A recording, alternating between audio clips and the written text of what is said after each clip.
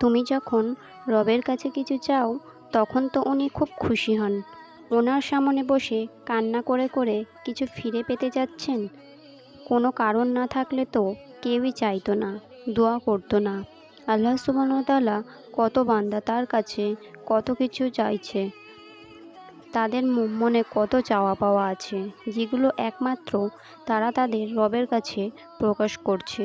কারণ রবই হলো একমাত্র সমাধান করতে পারে, তাদের হারানো জিনিস ফিরিয়ে দিতে পারেন। তাই তুমি রবের কাছে চাও, রবই তোমার সব চাওয়াগুলি এক নিমেষে পূরণ করতে পারে। আমরা সবাই ভিক্ষুক, শুধু সবার চাওয়ার ধরন আলাদা।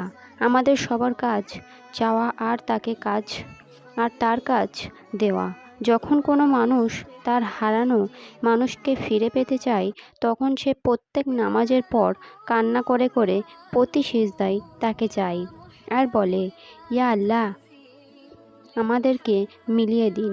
যখন আমরা তাওয়াক্কুল করতে থাকি তখন আমাদের আল্লাহ আমাদের দোয়া কবুল করতে থাকেন।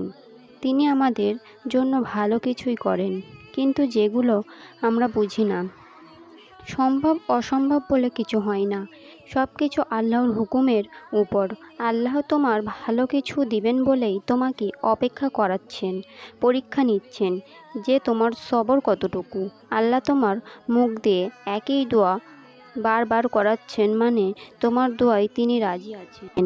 যার জন্য তুমি পেরেশানিতে আছো, দিনরাত ঘুমাতে পারছো না, ব্যাকুল হয়ে পড়ছো, যার জন্য তুমি সিজদাতে বাচ্চাদের মতো কান্না করো, যার উপরে তুমি তাওয়াক্কুল করছো, সে তোমাকে কিভাবে হেরে যেতে দেবেন। শুধু তুমি এটা মনে রেখো, মানুষের ভালোবাসা আল্লাহর ভালোবাসলে পাওয়া যায়। তোমার রবের ভালোবাসায় স্বস্তি আছে, শান্তি আছে, কাউকে হারানোর ভয় নেই, কেউ ছেড়ে যাওয়ারও ভয় নেই।